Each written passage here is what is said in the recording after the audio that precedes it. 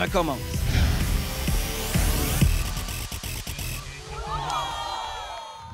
Ici Olivier Brett. Bienvenue à ce nouvel épisode de Génération Soccer. C'est avec grand plaisir que je serai votre nouvel hôte pour cette édition complètement revampée de Génération Soccer 2017. On vous présentera entre autres une formule débat unique en son genre, animée par mon collègue Patrick Leduc. Et pour lancer ce tout premier épisode de la saison, on rencontre Patrice Bernier, qui en est à sa dernière saison chez les professionnels. Le joueur de l'heure vous est présenté par Puma. Cette semaine, pour notre segment du joueur de l'heure, nous avons rencontré Patrice Bernier, qui en est à sa dernière saison professionnelle avec l'Impact de Montréal. Alors, pas besoin de présentation en compagnie du capitaine de l'Impact de Montréal, Patrice Bernier. Merci de nous accorder cette entrevue. C'est vraiment un honneur, encore une fois, de te recevoir à l'émission. C'est un plaisir. C'est toujours un plaisir d'être avec vous autres. Ça fait quelques fois, donc on va discuter puis on va avoir un peu de plaisir. Tu en as parlé, c'est ta dernière saison, tu l'as annoncé. Tu rêves, j'imagine, à cette Coupe MLS. Est-ce que tu dirais que c'est un facteur de motivation supplémentaire ou au contraire, c'est peut-être un petit stress que ça t'amène de dire, ben là, c'est ma dernière chance de la remporter? Il y a toujours une pression. On veut remporter, c'est sûr, la Coupe. Je voudrais finir avec la Coupe. La MLS, c'est difficile. Ça sera pas facile, mais avant tout, on va se concentrer pour faire les séries. Mais ouais, ce serait bien quand même de finir avec la Coupe. C'est sûr que ce serait le top, là, de juste gagner ici puis de célébrer avec les fans, avec le club et avec cette équipe qu'on a. Tu as eu une excellente carrière, tu as joué en Europe, tu as joué ici. Quels sont les plus beaux souvenirs que tu gardes de cette longue carrière? Il y en a plusieurs, c'est difficile de toutes les dire, mais non, écoute, en Europe, c'est sûr, j'ai eu la chance d'aller jouer l'Europa League, jouer contre des équipes comme Galatasaray, les éliminer. Je suis revenu à la maison, j'ai eu la chance d'être joueur de l'année en 2012, de l'hommage des étoiles en 2013. Les playoffs de 2015 et de 2016. La communion finir avec le club de ses départs, avec l'Impact de Montréal, avec les fans, les gens d'ici, la famille. Tout le monde a la chance de finir où tu as commencé et de pouvoir choisir de comment tu veux finir. Donc j'ai cette chance-là avec l'Impact de Montréal, à Montréal, avec la famille. J'espère que cette 2017 pourra être l'élément que je pourrais dire à la fin qui sera encore plus marquant de tous.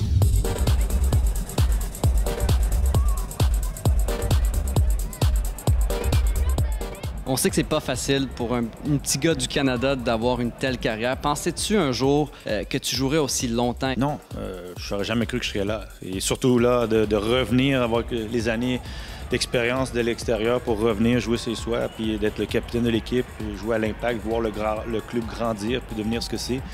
De jouer avec Didier Drogba, Alessandro Nesta, de devenir quasiment un peu copain avec Thierry Henry.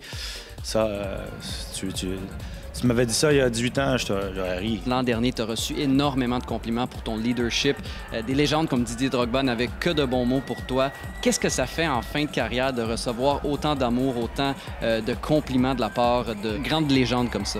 Non, c'est flatteur. C'est sûr, c'est bien d'avoir une marque de reconnaissance de grands joueurs comme Didier, David Thierry, Alessandro Nesta, mais il faut que tu donnes crédit aux gens que tu es avec parce que si tu es avec des bonnes personnes, c'est plus facile d'être leader. Quand tu es avec des choses que c'est un peu plus difficile, ça devient un peu plus lourd.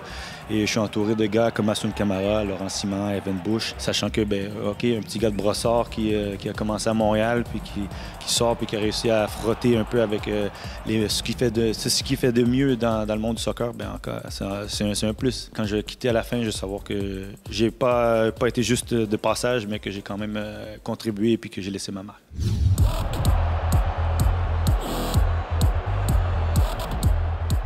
Ça n'a pas toujours été facile ici à Montréal. Il y a eu des périodes un peu plus creuses, mais tu as toujours travaillé fort. Et je dirais surtout, tu as toujours eu l'appui des partisans. Même quand tu jouais pas, dans les gradins, on te demandait à ce qu'on te fasse jouer et tout. Est-ce que tu dirais qu'ils sont une des raisons pour lesquelles tu es encore ici à cet âge-là, que tu as encore cette passion, ces fans ici à Montréal qui vraiment t'ont accueilli les bras ouverts? Tu as de l'adversité, ça fait partie d'une carrière professionnelle. Je pense que ça fait partie de la vie. Tu as des obstacles, il faut juste savoir passer à travers puis apprendre. Mais l'appui des fans, c'est spécial. Le lien avec les fans depuis que je suis revenu, en tant que joueur, tu peux pas demander mieux. Le facteur québécois, juste une petite question. Tu as été vraiment un ambassadeur ici pour ce club auprès du public québécois. Penses-tu que c'est important pour l'Impact d'avoir quelqu'un qui va venir prendre la relève, un gars local? On sait qu'au hockey, on a cette obsession ici avec le besoin d'avoir un joueur québécois au sein des Canadiens. Est-ce que tu penses que c'est la même chose pour l'Impact? Moi, avant tout, je veux que les joueurs qui jouent, c'est des joueurs de talent. Tu veux que l'Impact de Montréal gagne. Et puis c'est sûr, si on peut avoir les joueurs de talent, puisqu'il y a une génération qui s'en vient, de jeunes qui s'en vient, qui soient là, qui soient des partants, qui contribuent grandement à ce que le club continue et qu'eux autres aussi. Quoi. On voit que l'académie porte fruit, que tu as des jeunes comme Chouanière, comme Balou, et tu as Maxime Crépeau aussi qui monte. Et en espérant qu'ils pourront être de l'alignement partant, mais qu'ils pourront jouer. Patrice, dernière question. Tu as mentionné que tu veux rester impliqué dans le soccer après ta carrière de joueur. Est-ce que tu pourrais nous donner un peu plus de détails? Est-ce que c'est déjà planifié tout ça? Le but, c'est de rentrer avec l'académie. Là, les détails, ça va venir parce que je suis encore joueur. Donc, je vais me concentrer en 2017 sur joueur. C'est 2018 que là, je vais pouvoir commencer à voir exactement où mon rôle va être et comment je peux aider le club à continuer à grandir. Et puis avec Philippe et avec le club, puis après ça, on ne sait jamais un jour remonter avec l'équipe première puis, et redonner à l'équipe première. Mais là, avant tout, on va finir 2017 en beauté et après ça, on pourra se concentrer sur qu'est-ce que le prochain rôle va être au sein de l'Impact de Montréal. Alors Patrice, merci encore une fois pour cette entrevue. C'est toujours un honneur. On espère avoir une grande saison.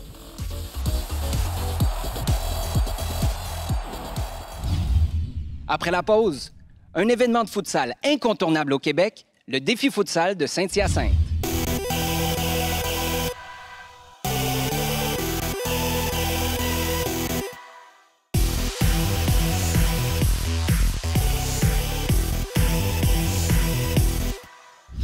Le défi futsal de Saint-Hyacinthe est devenu un des événements de futsal les plus populaires au Québec et peut-être même au pays. L'équipe de Génération Soccer s'y est rendue en février.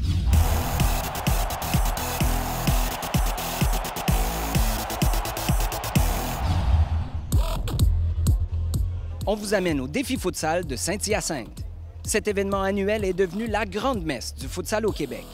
Nous avons rencontré Vincent Cournoyer, l'organisateur de ce tournoi unique qui regroupe des équipes de partout au pays.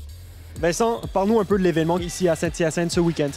C'est la 9e édition du défi futsal. Le défi futsal, c'est quoi? C'est 42 équipes qu'on va voir cette année, de niveau senior, donc 17 ans et plus.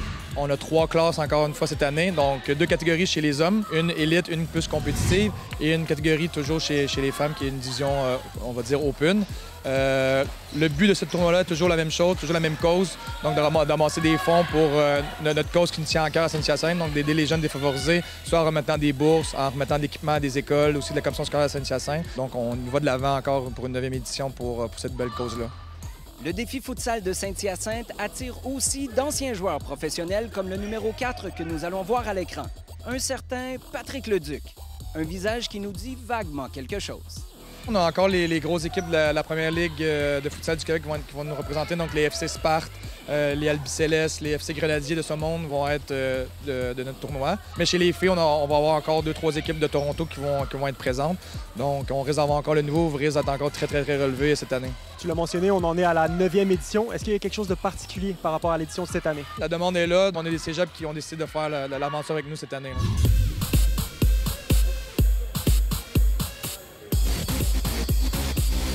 Vincent, on en est presque rendu à la 10e année depuis la création du défi futsal. Est-ce que tu as l'impression que c'est vraiment rendu la messe du futsal québécois? Je pense que oui. Je pense que notre événement, les gens ils savent que cette semaine-là, c'est tous les gens de la province de Québec, de l'Ontario qui viennent s'affronter. Notre but premier quand on a créé l'événement aussi, c'était de faire la promotion du futsal.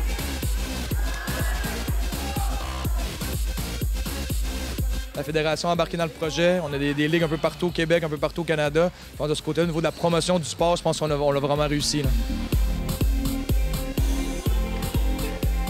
Pourquoi le futsal est-il en train de devenir aussi populaire dans la grande communauté du soccer au Québec?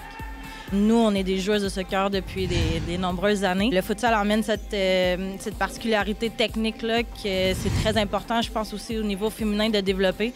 Des fois, c'est ça qui va faire la différence dans un match. Le futsal est en pleine expansion présentement au Québec.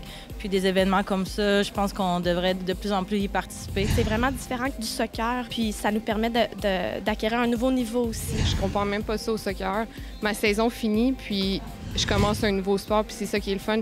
Je pense même que je commence à aimer mieux le futsal que le soccer normal. Je trouve que ma touche s'est améliorée juste en jouant au futsal. Là. Sur le terrain de soccer, ma touche est meilleure, je suis plus rapide, je regarde plus derrière moi. Si j'ai une joueuse, on dirait qu'au futsal, vu que c'est plus petit, faut le faire, là, on n'a pas le choix. Je pense que si j'avais pu jouer au futsal quand j'étais petite, de 1, j'aurais peut-être choisi le futsal ou j'aurais fait les deux, soccer et futsal.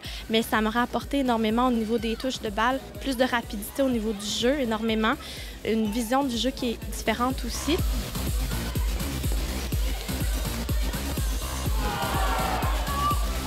On a joué au futsal au secondaire. On pratiquait l'hiver à l'intérieur. Puis c'est vraiment l'aspect technique qui est pratiqué. Puis on le voit, on a tout fait un peu de sport-études, du CNHP.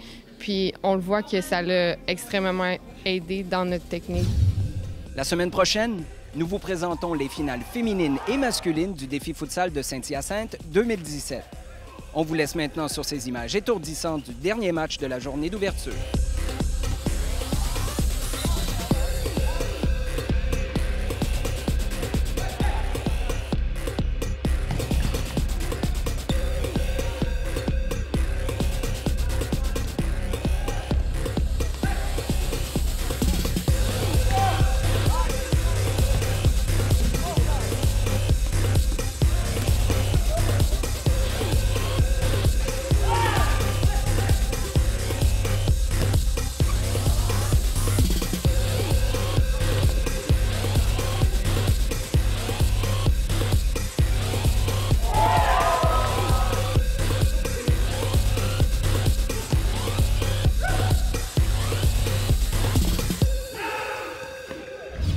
Après la pause, l'un de nos plus beaux espoirs du futsal canadien, le jeune Montréalais Mohamed Farsi.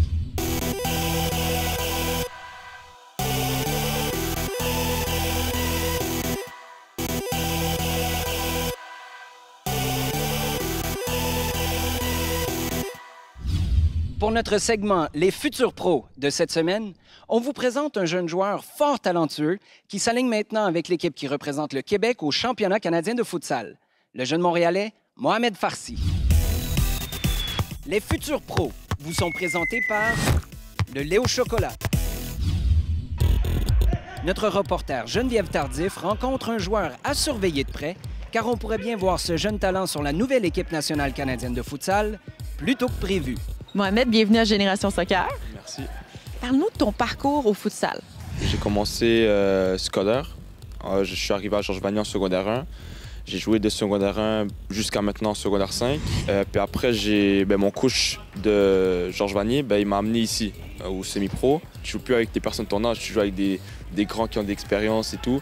Puis j'ai vraiment aimé ça. Puis il trouvait que je me débrouillais bien.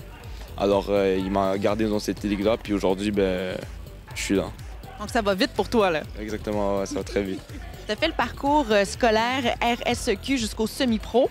C'est quoi la différence entre les deux ligues? C'est deux choses complètement différentes. Au secondaire, RSEQ, en fait, ça va moins vite, ça joue moins vite. Mais tandis qu'ici, ça joue vraiment avec des personnes du haut niveau. Pour le reste, ici, je comparais, c'est vraiment du haut niveau, des personnes qui ont de l'expérience, beaucoup plus de maturité. Puis selon moi, c'est ça les plus grosses différences entre les deux. Tu joues au soccer à 11 aussi? Ouais, je joue au soccer à 11 avec l'équipe Panenios, Senior 3A. Cette année, je joue avec eux cet été. C'est mon club depuis 3 ans. 3 ans cette année. Petite question. Si on t'offre d'être un grand joueur de foot ou un grand joueur de futsal, tu choisis quoi? Bonne question, parce que les deux, j'aime vraiment les deux, mais moi, je dirais grand joueur de foot, parce que c'est un rêve depuis tout petit, c'est mon rêve de devenir un grand joueur de foot. Mais après, si ça marche pas, futsal, ça me dérangerait pas. Est-ce que tu joues à d'autres sports aussi? À un autre sport, je fais du taekwondo. Je fais ça depuis que j'ai 5 ans. Au taekwondo, je suis un grand athlète, ouais.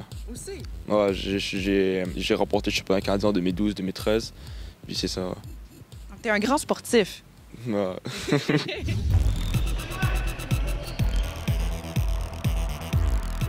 Qu'est-ce que le futsal t'apporte au soccer à 11? Le futsal m'apporte à jouer plus rapidement. La pression va beaucoup plus vite. Grâce au futsal, je sais où déjà donner le ballon avant qu'il arrive, dans un petit espace.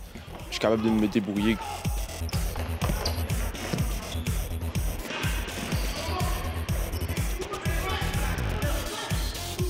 T'es un joueur hyper doué, t'es un athlète là, qui est quand même d'exception, mais le coach de l'équipe nationale nous a dit que tu devais travailler sur ta vision du jeu, sur dribbler aussi. Il fallait que tu trouves là, les moments où dribbler. Qu'est-ce que tu en penses de ça? J'en pense que oui, c'est vrai, parce que c'est vrai, je dribble pas beaucoup, puis je dois m'améliorer sur ça, quand dribbler et quand garder le ballon. Ouais, je dois travailler sur ça parce que c'est mon but en fait. Aujourd'hui, je suis ici avec l'équipe du Québec, mais après, je m'assois pas sur ça. Je m'assois sur... Je dois travailler, je dois plaire au coach de l'équipe du Canada pour qu'un jour, je réalise mon rêve d'être dans l'équipe nationale du Canada. Mais dribbler aussi, c'est un plaisir au futsal, non? Oui, bien sûr, dribbler sur le futsal parce que le terrain est petit, tu peux éliminer les adversaires plus rapidement. Puis ouais, c'est le fun. Le prochain objectif au futsal, ce serait d'aller en équipe nationale. Peut-être que les personnes vont croire que je vise haut parce que de mon jeune âge, mais moi, je fais que rêver. Parce que qui aurait cru qu'aujourd'hui je serais là? Alors moi, j'y crois encore, puis je vais tout faire, je vais travailler pour qu'un jour, je sois en équipe nationale.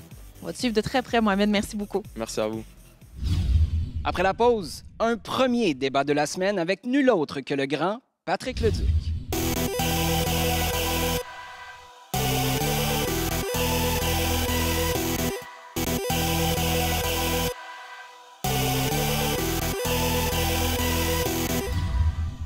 On termine l'émission avec le tout premier débat de la saison.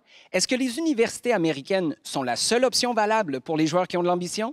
C'est ce que nous saurons au cours du prochain débat.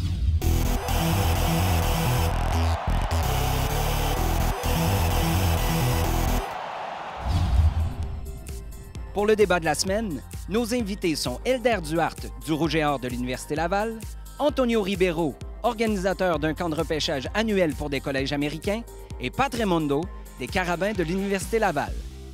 Alors, notre débat cette semaine, les universités américaines sont-elles la seule option sérieuse pour les joueurs qui ont de l'ambition, les joueurs universitaires québécois? Antonio, oui. Selon toi, les universités américaines ont beaucoup à offrir aux joueurs qui arrivent au niveau universitaire québécois. C'est tout un monde qui est quand même différent du nôtre, un monde qui est peut-être un peu plus organisé. En fait, c'est pas pour rien que l'MLS recrute dans les universités américaines. Donc, ils ont un championnat qui est très fort. Pat Raimondo, j'ai entendu que tu considérais la NCAA un peu comme une sorte de perte de temps, finalement. Mais exactement, Patrick. Si on regarde les stats dans l'histoire de MLS, combien de Québécois ont été à une université américaine et ont fait le saut en MLS?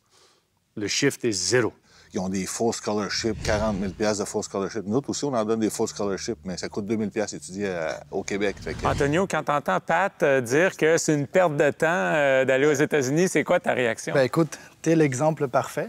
T'es un Québécois, t'es allé aux universités américaines et t'as joué pro. Gabriel Gervais, est allé aux universités américaines et a joué pro. Patrice Bernier, qui est encore pro, il a joué en Europe.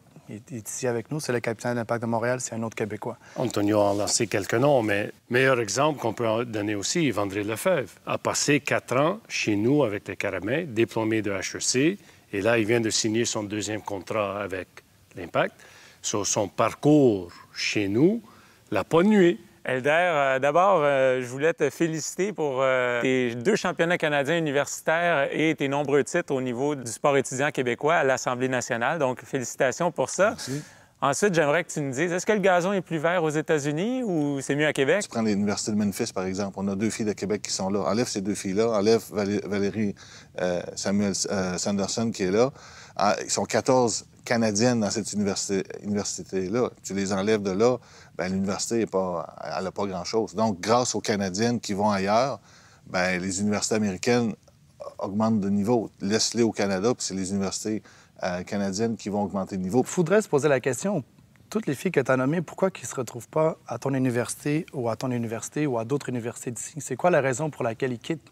Donc, oui, il y a un bon niveau de soccer canadien, j'en doute pas, mais je crois que le niveau aux États-Unis est supérieur. Donc, qu'est-ce qu'on fait pour rendre le circuit universitaire canadien plus compétitif, pour qu'il s'approche un peu plus du niveau qu'on pense retrouver en NCAA? Moi, je pense que la première chose qu'il devrait faire, l'Association canadienne, c'est de parler avec les universités canadiennes. Moi, j'ai jamais eu personne de l'Association canadienne qui est venu voir nos installations et qui est venu voir comment ça se passait à Québec puis à l'Université Laval. C'est la même chose un peu partout. Donc, comment peuvent-ils dire qu'on n'a pas les infrastructures ou les moyens pour former des bons joueurs s'ils ne savent même pas ce qui se passe dans leur propre pays?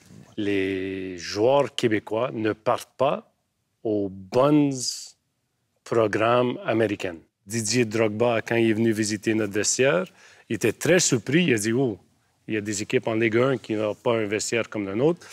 Nos installations sont incroyables. » Je suis sûr, avec un meilleur partnership avec l'Impact, comme exemple, dans chaque cycle de 4 ans ou 5 ans, l'Université de Montréal, le programme de soccer, pourra sortir un Vandré Lefebvre ou mieux, chaque cycle. Antonio, qu'est-ce que tu dis aux gens qui disent « Oui, mais les entraîneurs des universités qui viennent, c'est des universités secondaires. C'est pas vraiment intéressant. C'est peut-être même inférieur à des programmes qu'on a ici. » C'est quoi ta réaction à ça? Écoute, c'est pas toutes les universités qui sont inférieures. Il y a des très bonnes universités. C'est juste que pour avoir des jeunes qui vont dans ces universités-là, il faut qu'il y ait un talent pour. Toi, étant donné que tu es responsable de ça, si tu vois qu'ils choisissent une université qui, à ton avis, est moins bonne qu'une université québécoise, tu te dois de leur dire, je pense que c'est peut-être mieux de rester ici plutôt d'aller là-bas. Ça, c'est pas à moi de lui dire. Ça va être à toi de lui dire. Parce que souvent, là, quand les jeunes sont là sur le terrain, vous les choisissez.